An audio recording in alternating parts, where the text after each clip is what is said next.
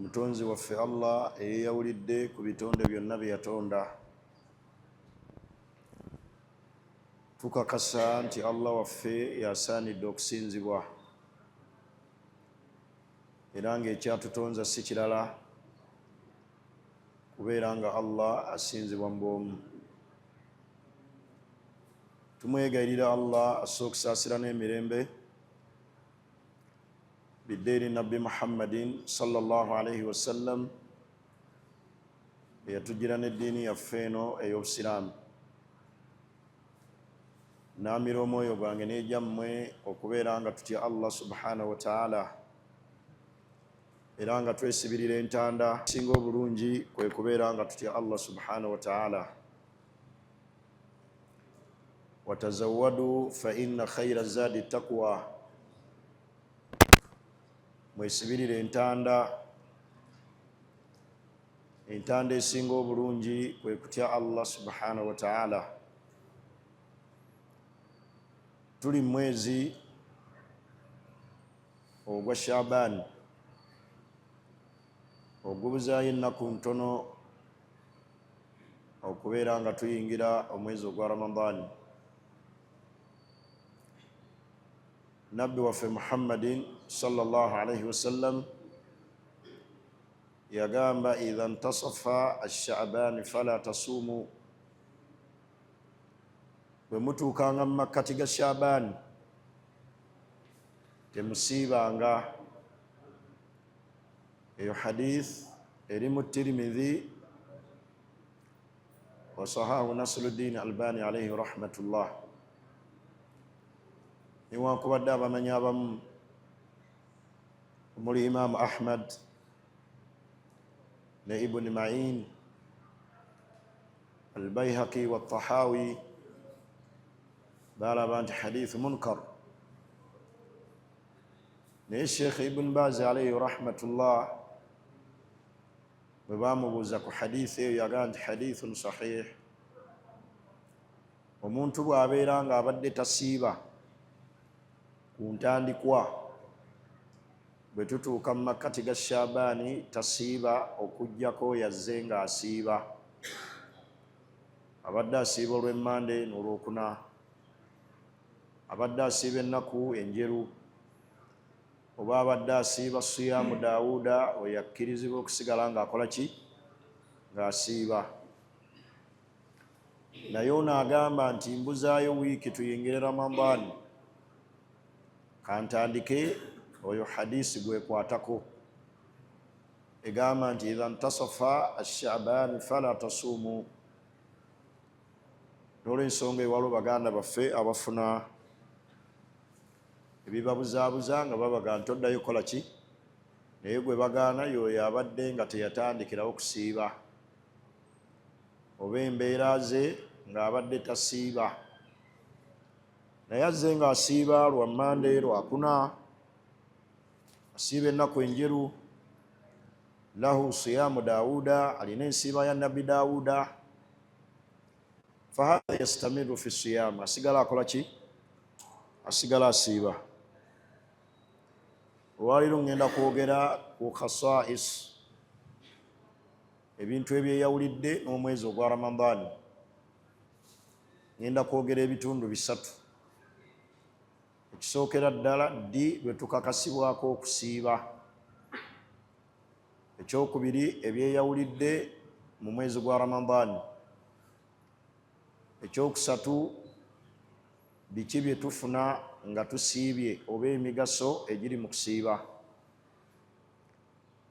Ekisookera ddala ddi lwe tukakasibwako okusiiba. Okusiiba kutukakatako n'ebintu bibiri. Ekisookera ddala ru'yatul hilal, okulaba omwezi ogwa Ramadan nga Allah bw'ategeeza mu Qur'ani y'ekitiibwa, faman shahida minkum ash-shahra falyasumhu, alabye omwezi mummwe abeere nga asiiba. Ekyo ne kiraga nti Allah yateeka ensonga y'okukakasibwa kw'okusiiba biru'yatil hilal, na kumala kulaba mwezi.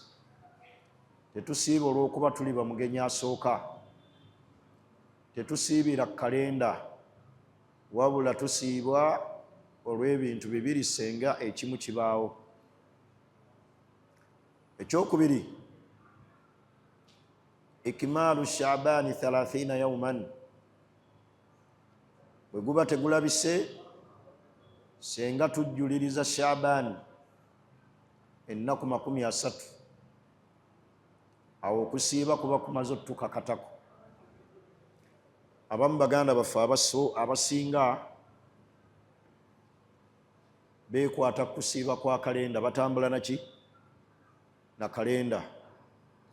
Naye omusiraamu atambula n'ebimu ku ebyo ebibiri. Imma ru'yatul hilal, alabye omwezi ogukakasa nti Ramadani ayingidde, fahina idhin yajib, awo kiba kifuuse kya tteeka omuntu okubeera nga asiiba, nga Allah bw'atugamba, faman shahida minkum ash-shahra falyasumhu. Teriiyo nkola yaba mugenyi asooka mu kusiiba okuggyako nga bateebye okulabwa kw'omwezi, so si niffe tuli bamugenyi asooka, so si ffe titugoberera bokoto nateete tuli ba kalenda, tulina kugoberera ru'yatul hilal, kulaba ku mwezi. Ekyokubiri kwe kujjuza Sha'ban ennaku 30, bwe guba tegulabise ku 29, tujjuza Sha'ban ennaku 30. Era bw'otunuulira obujulizi obuli mu Qur'ani ne mu sunna za Nabbi Muhammad, bugoba abakalenda, bugoba bamugenyi asooka. Hadisi ya Nabbi eri kiriya, suumu liru'yatihi, musiibe nga mumaze kulaba ku mwezi, so si nti musiibe olw'okubanga muli bamugenyi asooka, so si nti musiibe olw'okubanga muli ba bukoto nateete mufolowinga kalenda.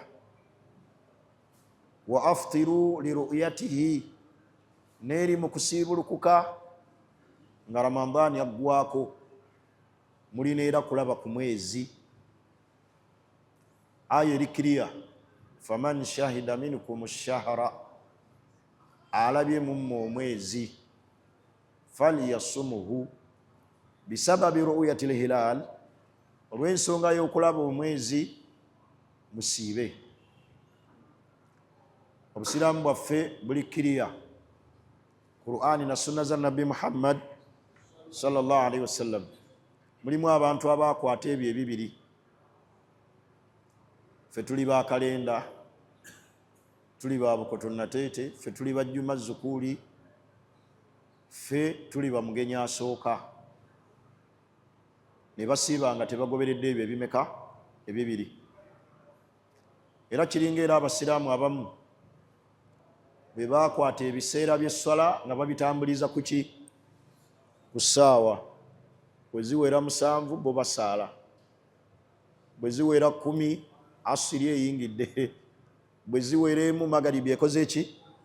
Esswala etambula na kutambula kwaki? Kwa njuba. Kati olwaleero ebiseera by'esswala byakyuka, bagenda okwaziina ssaawa 1 n'eddakiika 10 n'ezigwamu, tugenda okumaliriza magaribi ssaawa 1 kitundu oba 1 kitundu n'eddakiika meka? 35. Kati essola era tebagitambuliza ku ssaawa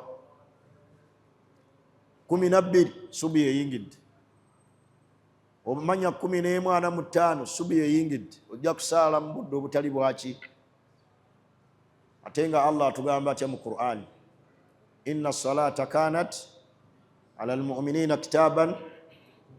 Kati ebintu ebyo ebibiri tetubitambuliza ku ssaawa oba ku njuba na kalenda.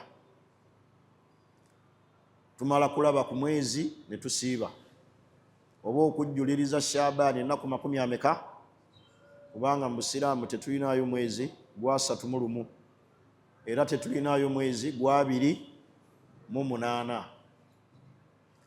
Omusiraamu ne bw'aba alina gye yali ne bakeerewa mu kusiiba, ne babeera nga bakasiiba ennaku 28, ne bagamba nti enkya Idi omwezi gwalabise. Akola atya? Yakasiibako 28 gye yatandikira batandika leeti. Akola atya?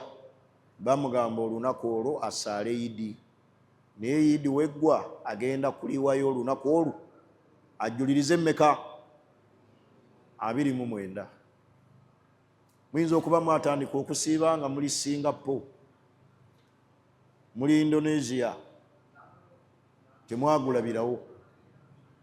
Okomyewo Uganda mu holiday, ova Sweden, wano n'otusanga ng'enkya Idi, kyokka nga gwe gye wavudde Sweden oba Singapore oba anywhere mwakasiiba 28, ne balangirira nti enkya Idi, saala Idi ne basiraamu banno, wabula Idi bweggwa siibayo olunaku ojulirize 29. Botaga nti nkomyawo poteya. Baganda bange Abasiraamu, omwezi gwa Ramadani Allah yagulaalika mu mwaka gwa 2 okuva mu kusanyuka kwa Nabbi Muhammad sallallahu alayhi wasallam, era nga Nabbi yasiiba ebisiibo 9 mu bulamu bwe paka Allah lwe yamujjulula. Kiregeeza etteeka ly'okusiiba ge gamu ku mateeka agakola ki? Agakulembera oba agasooka, era nga abaatukulembera ebibiina ebyakulembera emirembe gy'abannabbi abaasooka Nabbi Muhammad sallallahu alayhi wasallam baalinanga okusiiba okwabo okw'enjawulo okutalinga kwaffe tuli ffenna. Naye olabayo Abasiraamu agenda n'agamba Nabbi Musa yasiibanga atya? Ebyo tebitukwatako. Ekitukwatako kwe kusiiba kwani? Kwa Nabbi Muhammad sallallahu alayhi wasallam. Kwe kukuvunaanyizibwako. Anta mutalab bisiyami nabiyina Muhammad sallallahu alayhi wasallam. Kati Ramadani yalaalikibwa mu mwaka ogwokubiri era nga mpaji yakuna mu mpaji ez'obuki? Ez'Obusiraamu. Ng'era Ramadani egwa myezi 12 Allah gyayogerako nti inna iddata shuhuri inda Allah 12 shahran fi kitabillah. Mu myezi egyo 12 mwe muli omwezi guno ogwaki? Ogwa Ramadani. Mwezi gwa bbeeyi, gwa nkizo, gujjudde emikisa, gujjudde okusaasira, gujjudde okusonyibwa, gujjudde Allah okujja abantu mu muliro ng'abayingiza ejjana. Togeza n'ogayaalirira obulungi obwo obuli mu Ramadani. Abantu abamu bagenda ne balanga, n'agamba njira ndya, nja kutandika enkya, n'agamba nja kutandika nga bakasiibako ennaku 3. Fahatha athim wa murtakib kabairi dhunubi. Abazizza omusango gwa naggomola era aba yeebagadde ezambi mu mazambi amanene. Al akilu amdan, okulya nga akoze eki? Ng'agenderedde.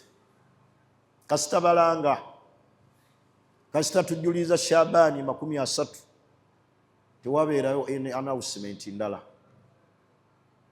Biki ebyeyawulidde mu mwezi guno ogwa Ramadani? Anna Allah subhanahu wa ta'ala ja'ala sawmahu ar-ruknu ar-rabi' min arkani al-Islam. Allah yafuula Ramadani nga emu ku mpaji z'Obusiraamu 5 ng'ekwata ekifo kyakuna. Kiregeeza Obusiraamu bwaffe buzimbibwa ku mpaji mmeka? 5. Nga Nabbi Muhammad sallallahu alayhi wasallam bw'agamba nti buniya al-Islaamu ala 50. Obusiraamu bwazimbibwa ku mpaji 5, naye mwezi empaji 5 mwe muli okusiiba omwezi ogwa Ramadani. teguzanyirwako. Ensi yonna yeegatta abasiraamu bonna al ummatu lislamiya bisiyami hatha shahar, nga bonna bali mu kusiiba. Kyewuunyisa okuba nti umma yonna min masharikiha ila magharibiha, okuva ebuvanjuba n'ebugwanjuba, abantu bali mu kusiiba, wabula nakanu agisula bo bali mu kulya.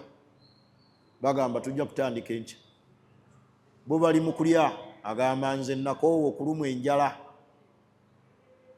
Banayo okusiiba mpagi ya buki ya busiraamu eyotongodde.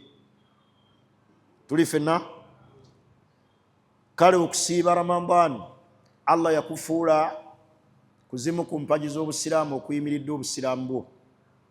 Shahru Ramadan alladhi unzila fihi alquran, gwe mwezi ogwa Ramadani Allah muyassiza ekitabo kye Quran. Huda linnas, ekirungamya abantu. Wa bayinati min alhuda walfurqan, kinyonnyola obulungamu n'okunnyonnyola abantu amazima n'okubalaga obulimba we buli.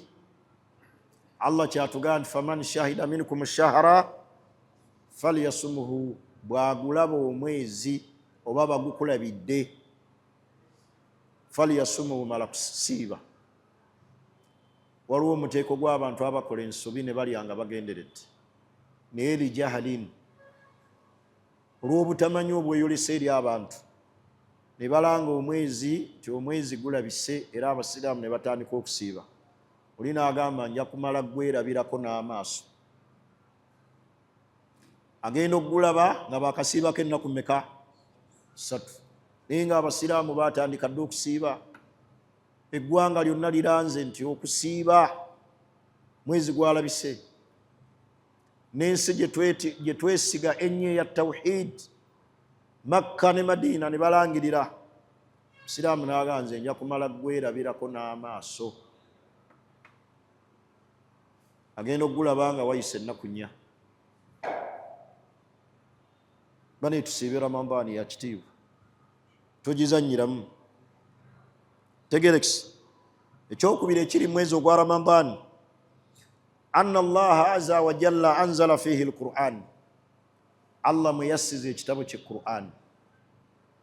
Nga Allah batugamba nti shahru Ramadan alladhi unzila fihi alquran, omwezi ogwa Ramadani Allah muyassiza Qurani, mugisome nnyo olw'emikisa egiri mu Quran.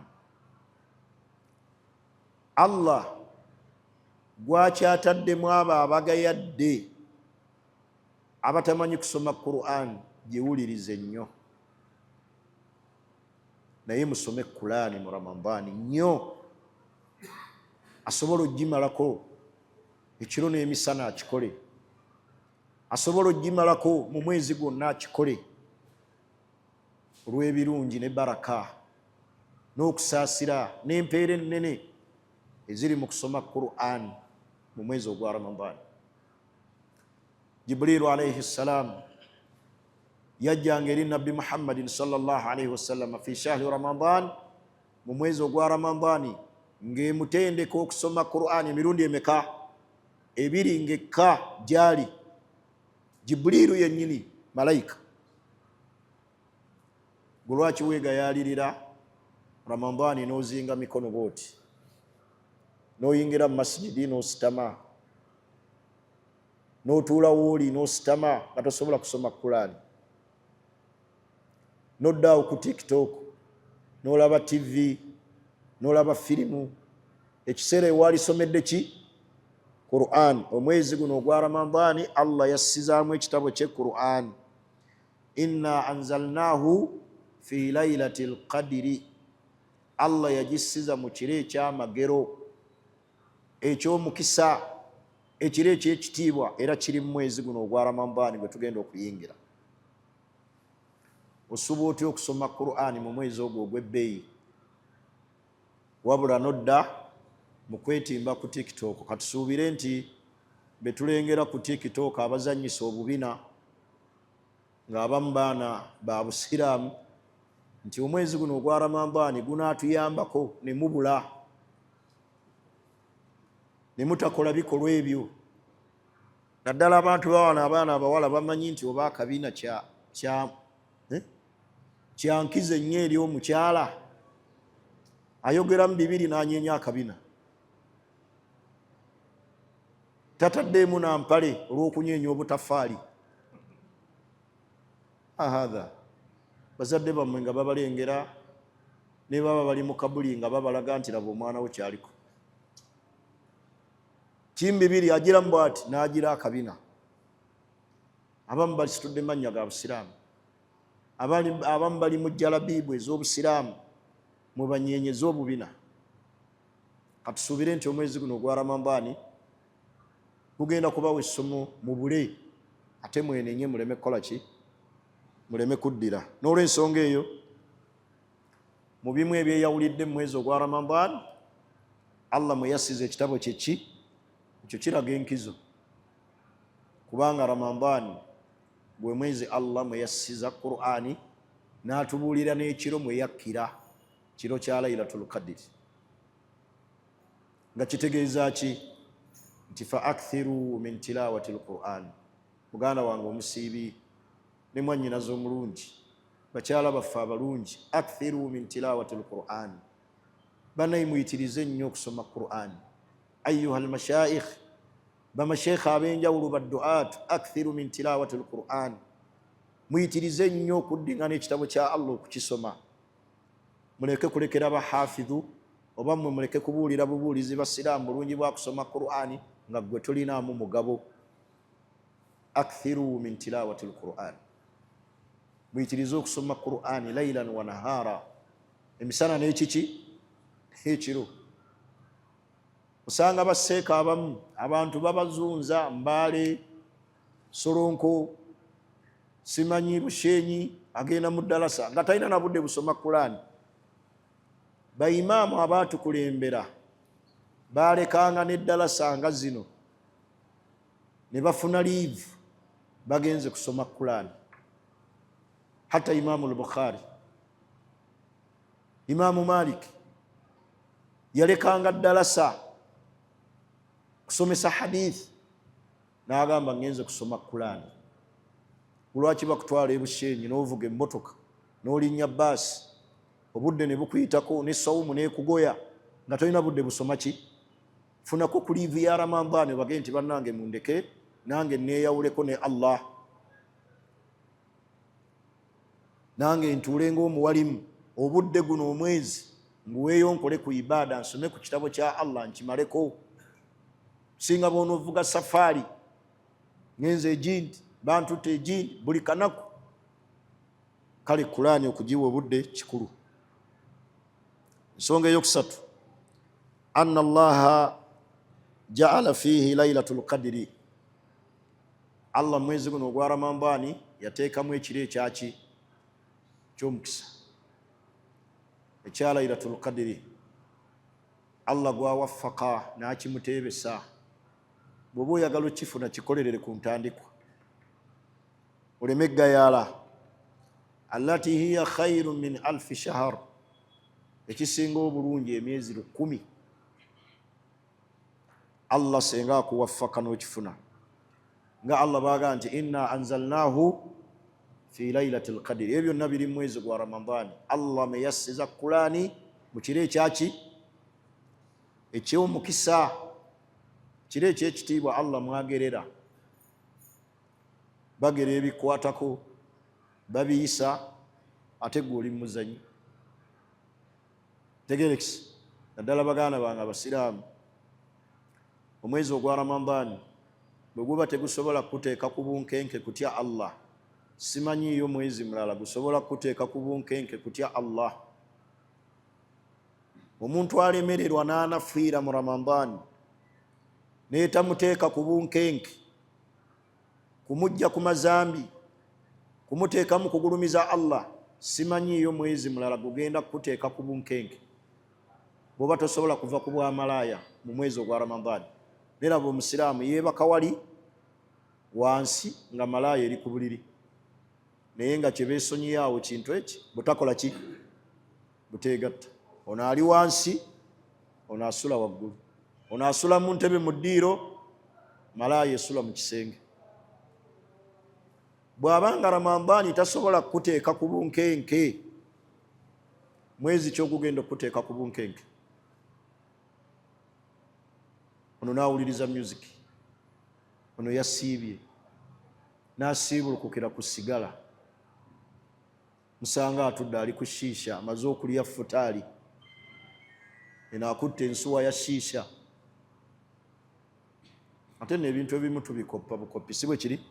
Ngena n'olaba abaana bavuddeeyo mu Buwalabu, mbu balaba Abawalabu banywa shiisha, naye olujja ano ng'atuula ku ndeku, akakazi kattu kasika, musajja watumbwa Abawalabu nga babinywa. Omuwalabu okukola ekintu ekitegeeza buki? Bujulizi. Ne ku mulembe gwa Nabbi waaliwo Abawalabu abaalina akambayaaya nga bazibu ku mateeka gani ga Allah, nga ne Nabbi waaliwo Abawalabu abakambayaaya, ba Abu Jahali, ba Abu Talib, baaliwo n'abalala. Ono yassala taata wa Nabbi Hamza, Hindu, eyamugjamu ekibumba nga bamaze omutta. Abo tebaali bakambayaaya, bakanzululu, tebaali Bawalabu. Ebikolobero byabwe byali bityanga ne Nabbi waali. Ali omuntu agenda n'alaba ebikolobero e Makka oba e Madiina gyali Bawalabu mu nnyumba, n'alaba Omuwalabu ng'anywa sigala, n'alaba Omuwalabu ng'anywa shiisha, n'akifuula nti ddiini tekirina muki mutawaana. Eddiini bagijja mu Qur'ani na sunna za Nabbi Muhammad sallallahu alaihi wasallam. N'olw'ensonga baganda bange Abasiraamu, enkizo y'omwezi ogwa Ramadani mulimu ekiro kya Laylatul Qadri ekyamagero ekyekitiibwa. Ensonga endala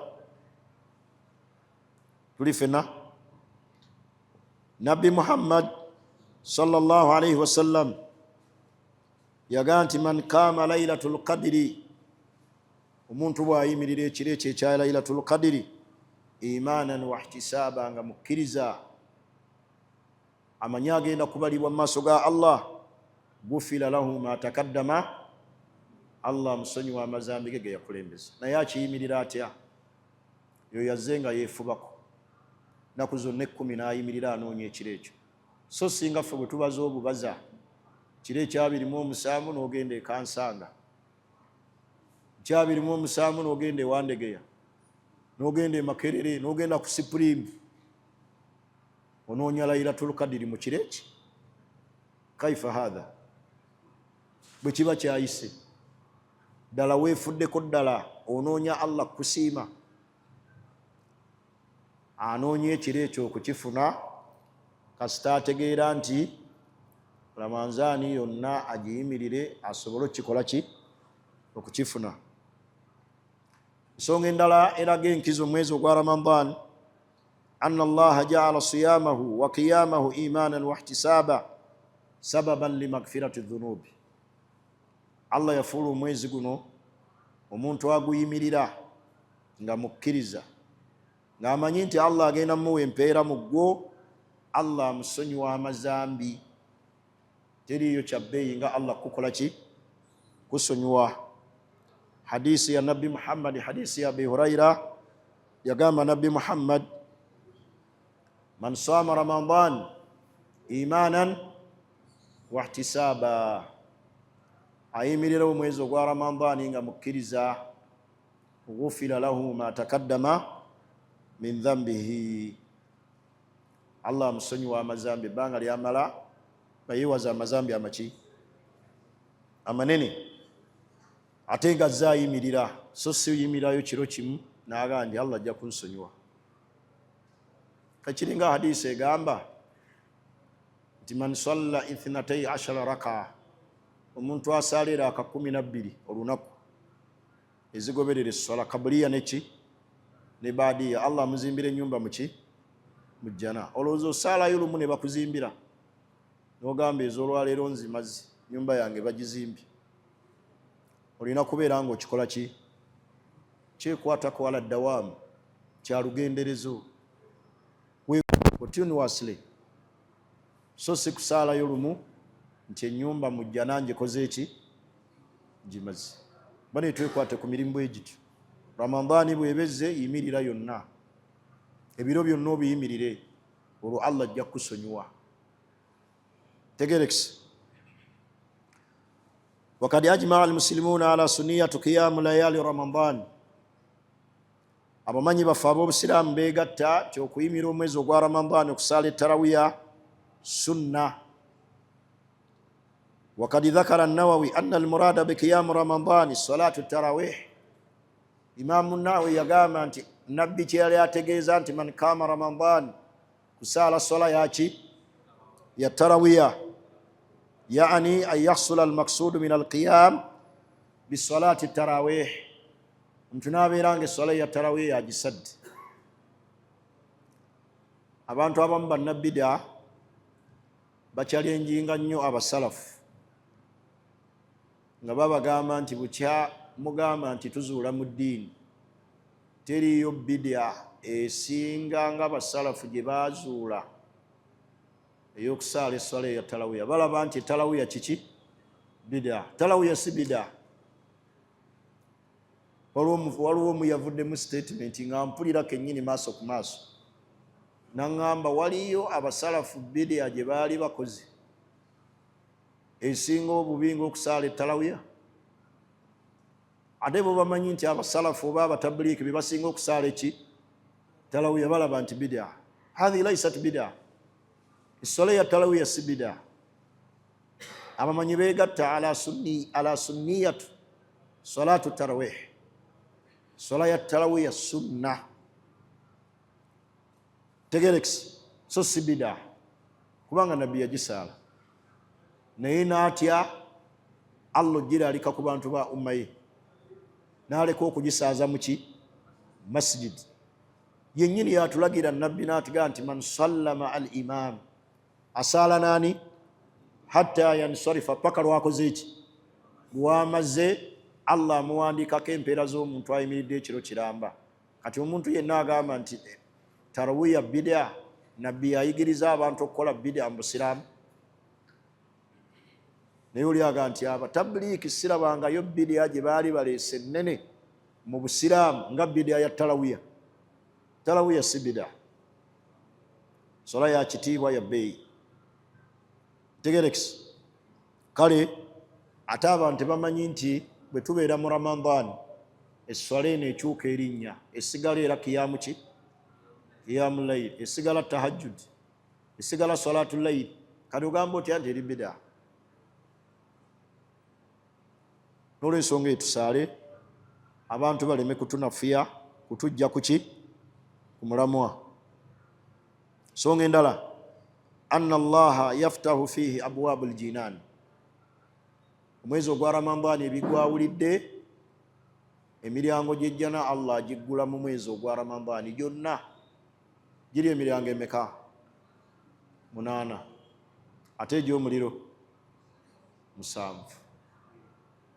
Laba Allah bwasukkulumya emiryango gy'ejjana ku muwendo ku 7, egy'omuliro twagaliza bulungi tuyingire ejjana.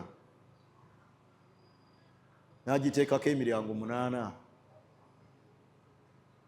oyingire, muliro n'aguteekako emiryango 7 gusobole okufunda oleme okuguyingira.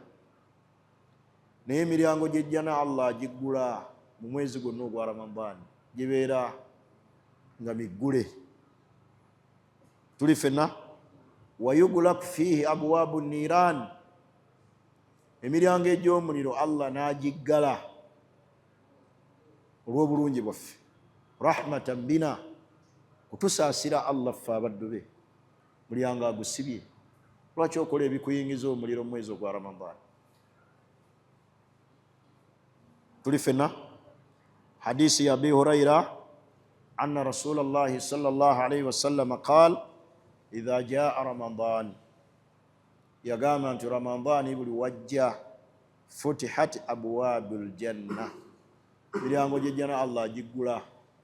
Bakulu mukole ebirungi, musaddaake, musaale, musome Kulaani, mulabirire nnyo abazadde bammwe, musonyiwe bannammwe, muliise abanafu. Wa ghullikat abwaabu nnar, egy'omuliro Allah n'agiggala.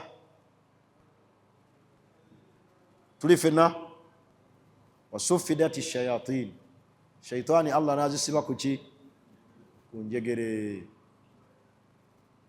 N'osanga nga abantu bali ku bunkenke, bali ku ibaada. Abamu batera okugamba bw'abanga shaitaani Allah azisiba ku njegere, ate lwaki tulaba abasiibi abamu nga bakola amaki? Amazambi. Abamu batomera n'ebisenge nga batamidde. Akuyitako awo ku talawiya ng'avuya, ani asaaza? Oyinza muddamu otya nti bwe zibanga shaitaani Allah azisiba, ate abantu lwaki bagwa mu mazambi? Sitaani eba eyiseewo okubakema. Ani alina ansa? Kubanga shaitaani Allah azisibye. Kaye lwaki tulaba abasiraamu abamu mu Ramanzaani balya, banywa omwenge, abamu bawuliriza music, banywa n'essigala? Lwaki? Minal jinnati, zasiba ziri ez'amajinni, zino ez'omu bantu nte zitaayaaya, ate nga ggwe omu ku yo, kubanga eri mu majinni n'abaki? N'abantu. Waliwo omuntu gw'olabira ddala nga shaitaani. Sitaani yennyini byakola bisika abantu eri bwonoonefu. Kale Allah ziri ez'omu majinni azikola ki? Azisiba, naye gwe takusibye. Kati sitaani yo gyegendereze. Lwanyisa omuki? Omwoyo gwo, nafsi yo girwanyise. Inna nafsa la ammaratun bisuu'i, waliyo omwoyo ogulagira omuntu okukola ebikyamu. Gulwanyise, oguwakanye, ogulaga ebirungi, gumatire ebirungi. Naye bona ogumanyiiza ebibi. Tolaba buli womanyiiza omutima gw'ekibi n'ogumanyiiza music era nga gugenda n'ekyo. Kyogumanyiiza kyegukola ki? Kyeguwangaalirako. Seebaka nga siwuliriza music, ng'era bwe gutyo gukubanja, tonnateekamu kayimba. Seebaka nga sinywedde sigala, ng'era nina okunywa ku njaga ey'omukyayi, ng'era kubanga wagumanyiiza ekyo. Inna nafsa la ammaratun bisuu'i. Tegerekisi. Ensonga endala, anna lillahi fi kulli layla utaqaa'u minan nar, enkizo eri mu mwezi ogwa Ramadhaani, buli kiro Allah alina abaddu bajja mu muliro. Muganda wange omusiraamu ne mwannyinaze omulungi, ayyatuha al ukhti al muslima, lulunkana nnyo obeere nga buli kiro Allah naawe akujja mu muliro. Kubanga Allah buli kiro alina abaddu bajja mu muliro. Fakun minhum, fuba nnyo obeeremu abo Allah bajja mu muliro ng'abateeka mu jjana. Naye olowooza anaakugjamu nga teweefuddeeko? Anaakugjamu ng'okyalemedde ku mazambi? Ramadhaani n'etali Ramadhaani tewali njawulo. Ramadhaani n'etali Ramadhaani temuteekawo ko njawulo. Anna lillahi fi kulli layla utaqaa'u minan nar, buli kiro alina abaddu bajja mu muliro. Fakun minhum, beera mu abo Allah bajjulula n'abajja mu muliro n'abayingiza ejjana. Hadisi ya Umama, Nabbi Muhammad yagamba lillahi inda kulli fitri utaqa. Hadisi eraga nti buli wetusiibulukuka bwe tuti Allah alina bawandula n'abajja mu muliro. Kiyinza okuba Allah atunulira ensiiba gye basiibyemu olunaku lwabwe, awo mu kubuleekinga awo nga tulya futaali bano n'abajja mu muliro n'abateeka mu bantu b'ejjana. Atunuulira enneeyisaayo, olunaku oluwangadde otya, osiibye otya, osiibulukukidde ku ki, ani akutegekedde futaali? Abamu batutegekera nga bamalaaya, najja osiibulukukira eno, kasa tetujja kwegatta. Naawe n'ogenda n'ekkanzu zo n'oyaziinira mu muzigo gwa malaaya. Allahu akibar, Allahu akibar, magalibi neetuuse, oyagala kusiibulukuka naye. Banaakuta batya bakujje mu muliro ng'okyali mu nsonga z'abantu b'omu muliro? Osula ne malaaya olw'okuba temwegatta.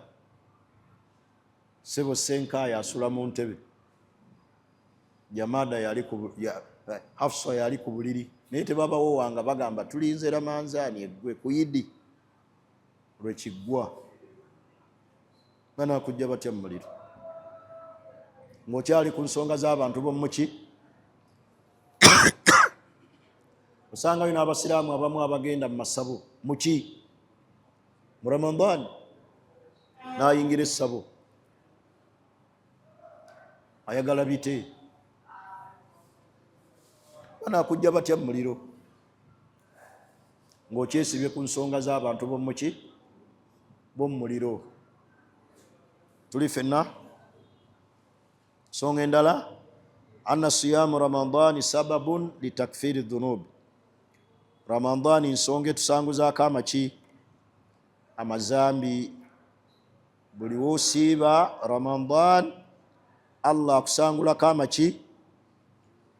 Amazambi. Bannange, Ramadaani esonyiisa, Allah n'akukola ki? N'akusonyiwa.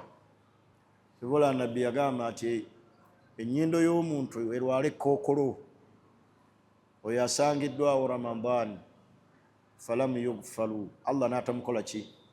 N'atamusonyiwa. Ndowooza Nabbi yasabira abantu ba bika bisatu. Asangiddwawo Ramadaani n'atasonyiyibwa. Asangiddwawo bazadde be ababiri ne batakola ki? Ne batamusiima, nga yabanyiiza. Owokusatu, nga Nabbi Muhammad sallallahu alaihi wasallam ayogeddwako n'otamusaalira. Nabbi buli wayogerwako sallallahu alaihi wasallam musaalire ala sabili al-ibada, kumusaalira ibada, kusinza Allah. Oba ntegerekisi? Naye abantu abo ba bika bisatu Nabbi yalabanga bali ku buzibu, bazikiridde, nnyindo zaabwe zirwala ekkookolo, bafune ekkookolo. Asangiddwawo Ramadaani, Allah n'atamusonyiwa. Asangiddwawo bazadde be ababiri n'atafuuka nsonga emuyingiza ajja n'abazadde. Bazadde mbalabirire nnyo mu Ramadaani, be bamusookera ddala okutegekera ebyokusiibulukuka. Ola Sheikh Usam, otwale wajjati shamsa ebintu atonatwala ku buko, mugende nti maama nzize siibuluka bulungi, alye ku ŋŋaana eyiye evudde mu mikono gyo, ekagamba nti Daliira gyali ajja twala butto oba Zahara, gwe kennyini naawe alye ku buttowo. Naye abaana tugenda ne tugamba mukulu waffe gyali maama amukolako. Amukolako gwe toyagala jjana. Ubali bampa ejjana nga ndi ne bano baganda bange maama eyali abazaala. Mwenna mululunkane okulabirira abazadde, lekaga nti mukulu waffe gyali alina ku ssente ali eyo Dubai. Maama byonna ebikwatagana ku taata ne maama abikola ki? Abimala. Sebu naawe oyagala jjana. Nze bali bampa ejjana okulabirira omuzadde, sigenda gamba Allah nti ne bano baganda bange ono yatuzaala. Naawe maama wanyu ku sukaali wo, ayambale ku lugoye lwo. Naye maama waffe, taata waffe n'asimba ku muzikiti nga wano ku Alidina, ku Buugi ne Tampeko, ne basooka babakanga mudde ebbali olwakutta omulawo mulindeeko nga taata wali mulayini. La ilaha illallah. Akutte tampeko bwati, abamu baleeta ne kamera, musooke mulinde tubakube muwanike ebikopo. Saali sese naye kyannaku, kubanga tuli ku nsi nga bamaama baffe ne bataata bwe batyo, ne bamuyira supu ku bigere, najja yali alinda supu. Ali tulabirira abazadde. Ate mu Ramadhaani kisukke, Ramadhaani kisusse, maama anaasiibulukuka ati omwezi gwonna buli mwana atwale. Ekaga nti mukulu wange gyali, baaba wange oli akola mu State House ajja kukimala. Sebe jjana yiyo teriyo jjana y'abaluganda, mb'owooluganda ono yakola nnyo. Tegerekisi nti n'abooluganda bakole ki? Bayingirira awo, buli omu akolerera kinnya kikye.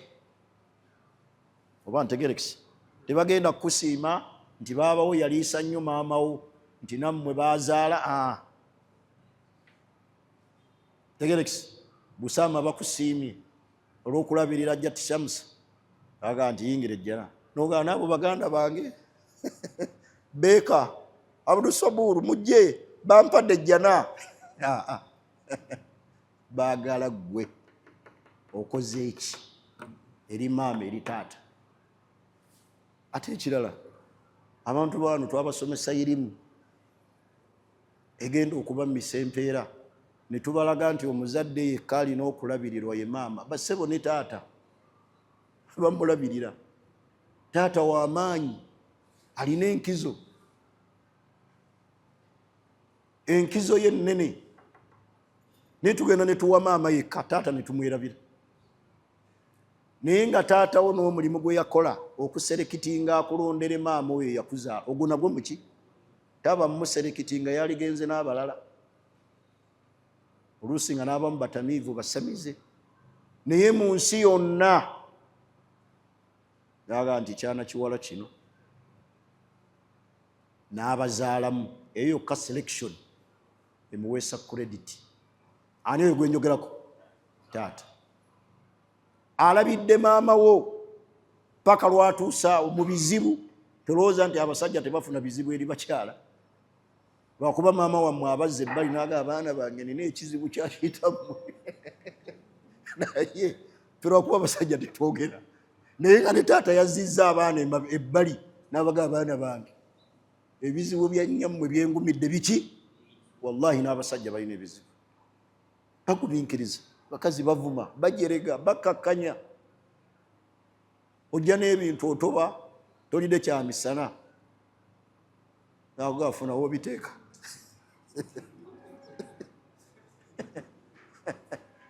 N'atakufa nako, n'atakuwa attention, n'asigala ku TV. Eyiyo gye wagula ate gy'alaba, akyusa bukyusa. Tuyita ku akisidenti. Abantu bagudde ku boda mu myala, ono emugjeeko amagulu, oyanguwa kudda waki? N'atakugamba nako nti kulikayo osiibye otya. Wabula bawalabe we bajja omukyalirako n'abagamba nga waalina ekizibu kya taata waabwe. Taata wammwe kati wano yafuuse ekizibu kiki? Yawooye.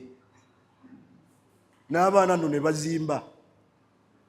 Waliwo ebintu ebyewuunyisa basiraamu. Nga mmwe abaana muyingira mutya mu kuwoowa kwa kitammwe? Taata ogenda kutta maama. Kiki wawasizza? Saba Mungu abaana bange baleme kukimbuuza. Ngenda kutta nnyammwe nawooye. Lwaki tebafa kati? Mutegereke kaba n'ebyenjogera mubitegeera. Ezo information bamamba bammwe ze babateekako ne mulema okulabirira baki? Bakitammwe. Bakitammwe balimu empeera nnene.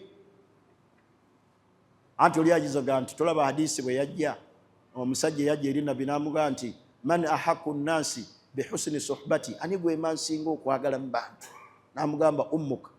Bane nabbi yaddangamu ebibuuzo okusinziira ani amubuuzizza. Osanga ono gwe yaddamu yamulaba nga alina obukendeevu eri ani? N'amugamba ummuka. Buli yajjanga omubuuza ekibuuzo yamugamba maama. Waliwo nabbi ekibuuzo kye baamubuuza, mulimu ki ogusinga okwagalibwa eri Allah? Oyo n'amugamba nti as-salaatu fi awwali waqtiha, kusaalira swala mu budde obusooka. Oli najja n'abuuza ekibuuzo kye kimu, n'amugamba al-jihaadu fi sabilillah, kulwana mu maaso gani? Kati mulowooza yali ansa kyentuufu?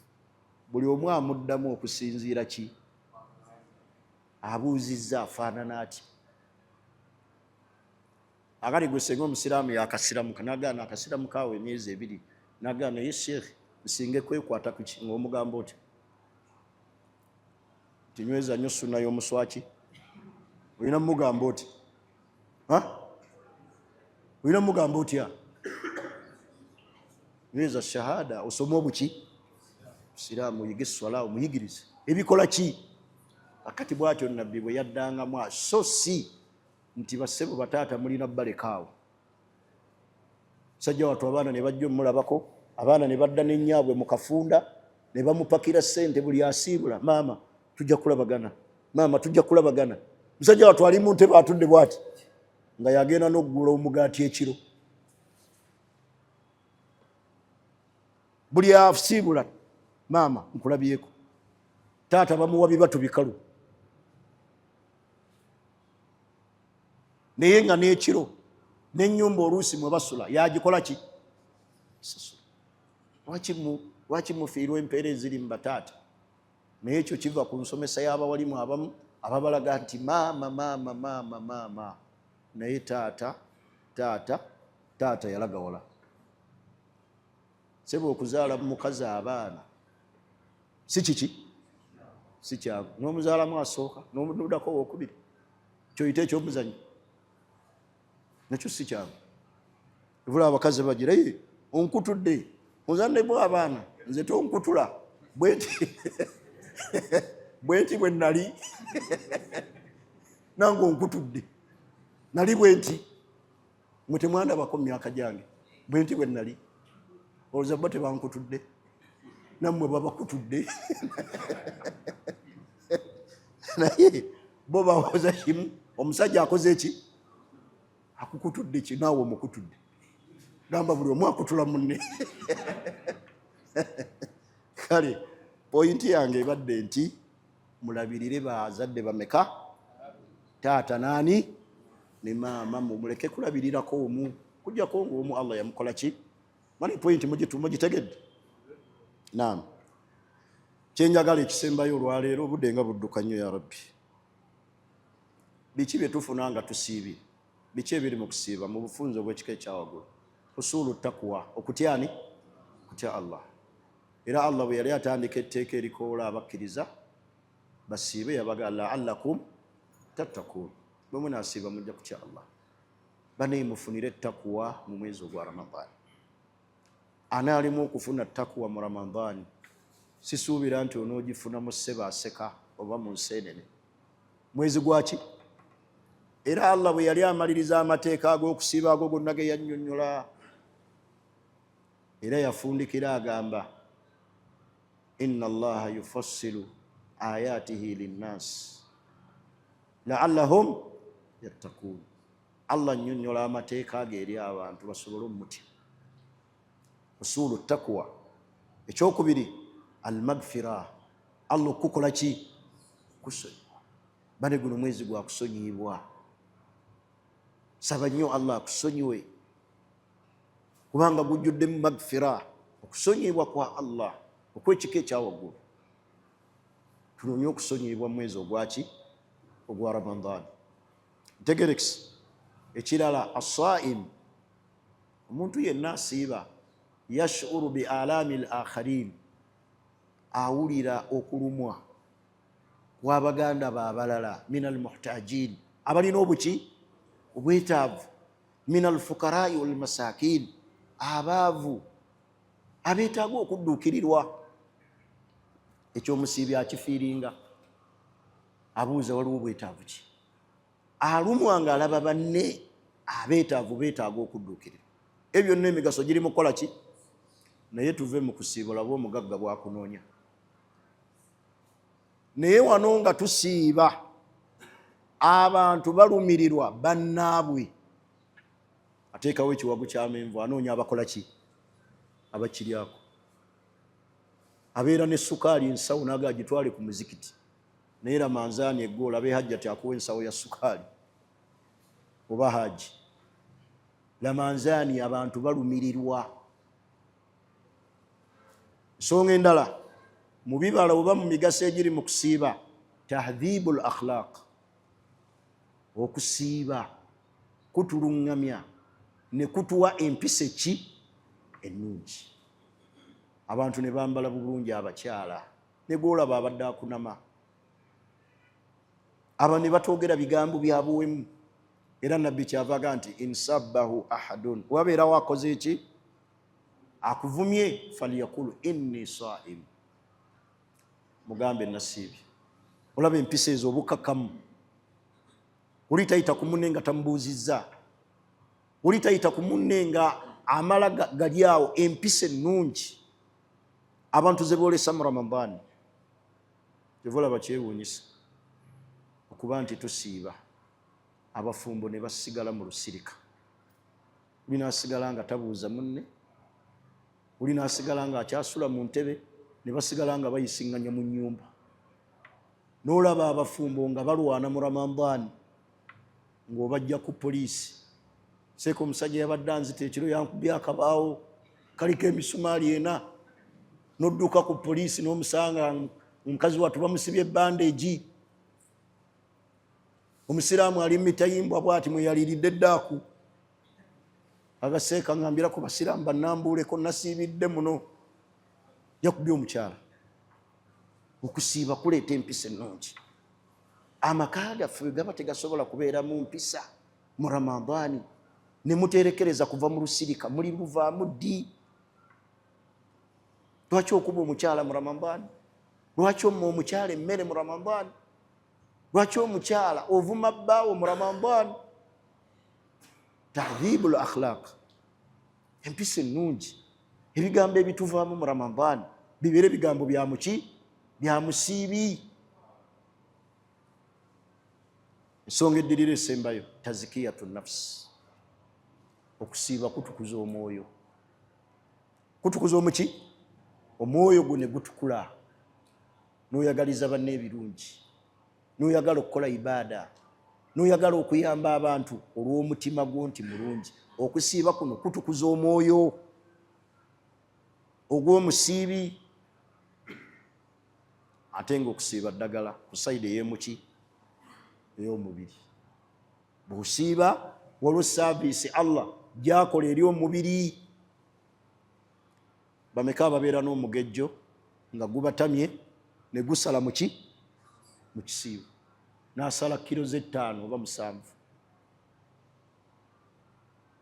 eyo gyonna migaso giri mu kusiiba omwezi ogwaki ogwa ramadaani n'olw'ensonga ye baganda bange nga mmaliriza lwakuba management y'omuzikiti dalusu zaffe zikoma wiiki eno okusinziira ku puroguramu ey'omuzikiti tujja kusisinkana nga ramanzaani ekoze eki ewedde naye nga tumaliriza amateeka agafuga okusiiba tugagoberere mu misomo gyaffe egy'enjawulo tujja kugikwatanga ebbali mubeere nga mugifolowinga tegerekisi tugezeeko okutereeza okukola ki okusiiba kwaffe naye tweyise bulungi awaka ng'abasiibi amaka gaffe gabeeremu nti ddala abo baakoze eki basiibi olwaleero mpuliddeyo n'ekigambo mbadde simanyi nti kisobola okugwa mu maka g'abasiraamu valentine okuleeta obusambattuko mu maka tewampadde kirabo ku valentine ani yabaga nti yaffe basiraamu amaka gatabuka gatya ag'omusiraamu olwa valentine dde n'otampa kirabo ate abakazi bansobere bo be basuubira nti balina bbawa bubi birabo bo bagabako ddi